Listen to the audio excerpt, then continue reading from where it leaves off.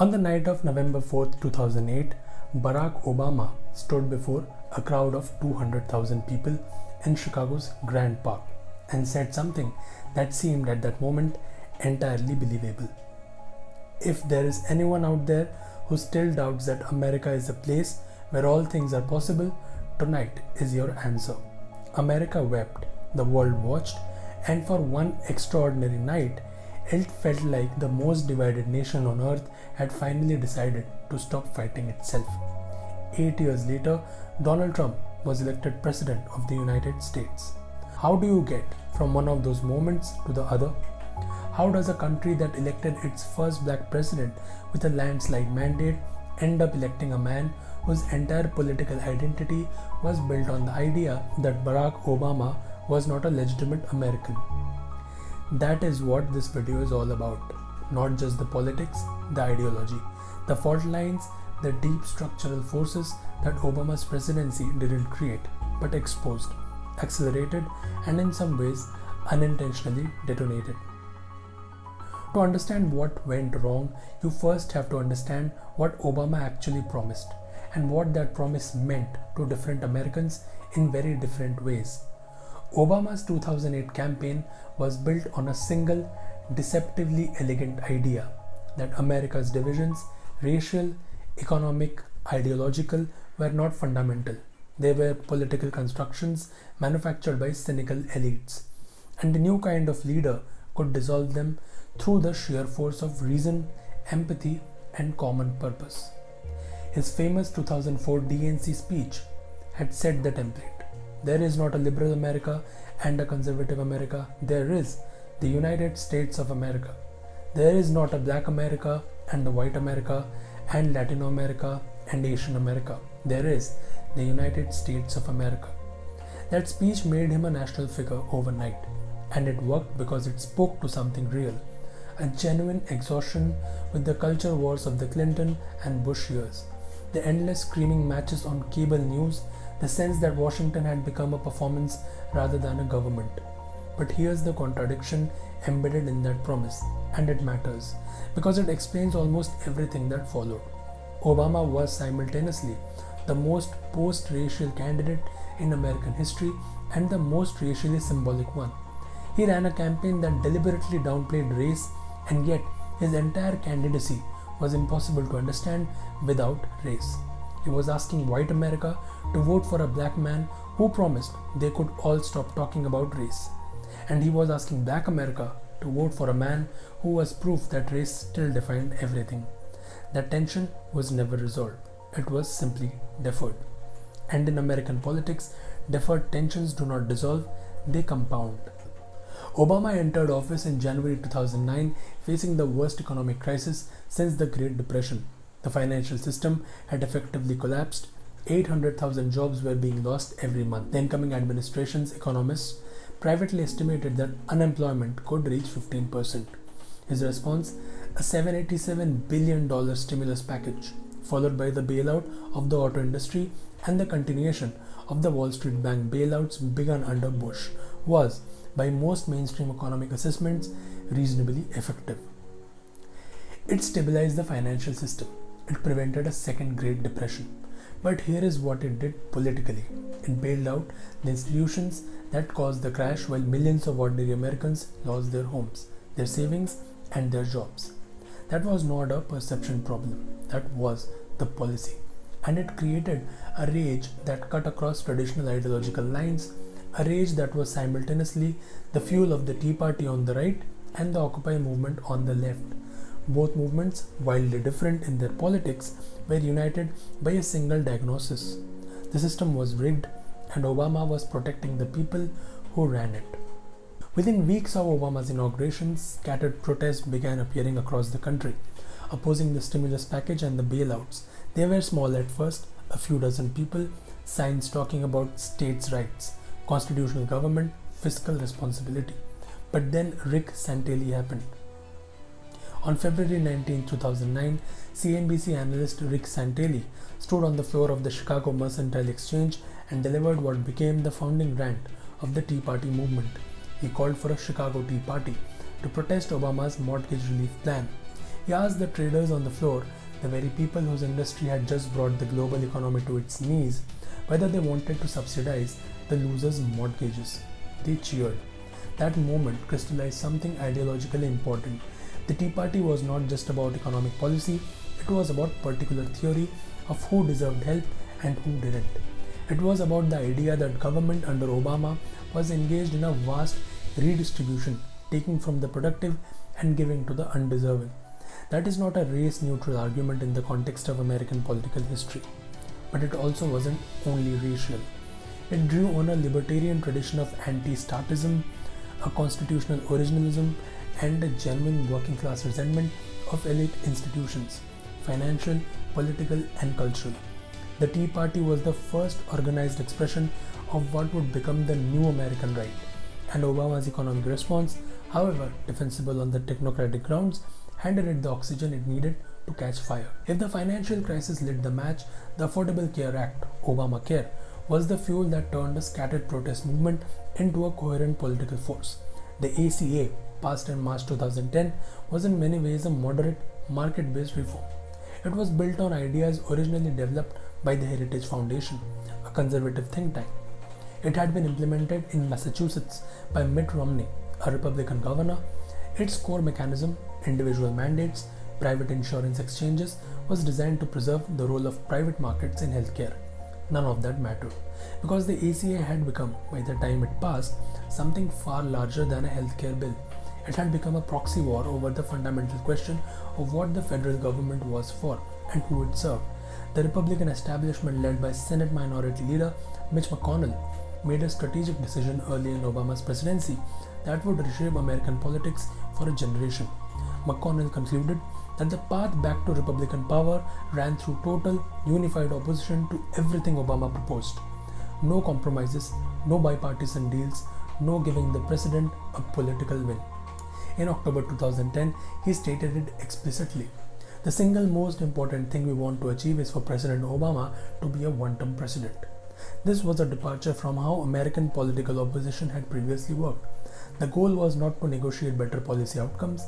The goal was to deny Obama the appearance of governing effectively, to turn the machinery of the Senate into an instrument of pure political warfare. And it worked. The ACA passed on a party line vote. Not a single Republican in either chamber voted for it. That fact became as politically significant as the bill itself, because it meant that the ACA could be framed permanently as a partisan democratic imposition rather than a national policy consensus. The 2010 midterms were a catastrophe for Democrats. 87 new Republicans swept into the House of Representatives, many of them Tea Party aligned, many of them making their first run for office. The Republican Party had shifted its center of gravity dramatically to the right. But here is the ideological significance that often gets missed. The Tea Party was not just opposed to the ACA on policy grounds. It was opposed to the theory of government that the ACA represented. The argument was not, this is a bad healthcare plan. The argument was, the federal government has no constitutional authority to mandate that citizens purchase anything. That is a coherent ideological position. It connects to a long tradition of American constitutional conservatism. But it had been radicalized, and the radicalization was not accidental. It was manufactured through a media ecosystem. Fox News, talk radio, and a nascent online right-wing media sphere that had decided Obama represented not just a different set of policies, but an existential threat to a particular vision of America. Now we have to talk about the thing that nobody wanted to talk about directly during the Obama years, and everybody was talking about all the time: race. Obama's election was read in many quarters as the beginning of a post-racial America. The argument went, if a black man with the middle name Hussein could win the presidency of the United States, surely the country had moved beyond its original sin. What actually happened was the opposite. Obama's election did not transcend America's racial divisions. It activated them, sharply, immediately, and in ways that neither liberals nor conservatives were fully prepared to process honestly. On the right, a significant portion of the opposition to Obama was racially coded, sometimes subtly, sometimes not at all. The birther movement, which claimed Obama was not born in the United States and therefore not a legitimate president, was perhaps the most naked expression of this. Donald Trump was its most prominent promoter. It had no factual basis. It was at its core the argument that a black man with an African name could not be authentically American. But to reduce the entire right-wing reaction to Obama as only racial resentment is to misunderstand what was happening, and it is a misunderstanding that the Democratic Party would pay for heavily. Because alongside the racial backlash, something else was occurring, a genuine cultural rupture between two visions of American identity. Obama's presidency coincided with and, in important ways, accelerated a profound shift in what the Democratic Party stood for. The party was becoming rapidly the party of educated professionals, coastal cities, racial minorities, LGBTQ Americans, and a set of cultural values around diversity, inclusion, multiculturalism that were genuinely alienating to large sections of the white working class that had historically formed part of the Democratic coalition. This was not simply racism, this was a clash of identities. Many white working class Americans, particularly in the industrial Midwest and the rural South, felt that the cultural transformation underway was happening to them without their consent, without acknowledgement of their concerns, and with the implicit message that their values, their history, and their sense of who they were as Americans were now problems to be corrected rather than identities to be respected. The Democratic Party's response to this during the Obama years and after was largely to frame these concerns as evidence of exactly the prejudice they were accused of, and that response, however morally coherent, was politically catastrophic. Because of what it did was confirm for millions of people the right-wing narrative that the left didn't just disagree with them, it despised them. The ideology of New American Right was being forged in this crucible. It wasn't just libertarian economic conservatism anymore. It was increasingly a politics of cultural reaction, the defense of a particular vision of American civilization against what it perceived as an aggressive, elite-driven transformation, and that politics needed a name. Eventually, it would get one: nationalism, populism, and then simply Trumpism.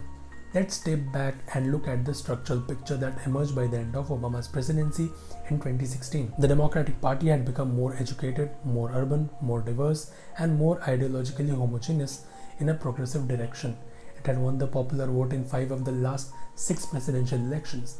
It controlled the major institutions of cultural productions: universities, media, entertainment, technology. It felt like history was on its side, but it had catastrophically hemorrhaged working class white voters. In 2012, whites without a college degree voted for Mitt Romney by 25 points. In 2016, the same group voted for Trump by 39 points. That is a 14-point swing in 4 years, one of the largest demographic shifts in modern American electoral history. The Republican Party, meanwhile, had been captured by a movement it had created but could no longer control. The Tea Party had used the infrastructure of the GOP while fundamentally rejecting its establishment ideology. It didn't want smaller government so that corporations could thrive. It wanted to burn the entire governing class, Republicans as much as Democratic, to the ground. The House Freedom Caucus, the institutional heir to the Tea Party, made governing effectively impossible. Speaker John Boehner eventually resigned in frustration. His successor Paul Ryan spent years trying to manage a caucus that had no interest in governing, only in opposition, only in performance, only in the expression of pure ideological grievance. And then there was the information environment. Fox News, which had existed since 1996, had by the Obama years become something qualitatively different from conservative media. It was no longer a partisan counterweight to a liberal mainstream press.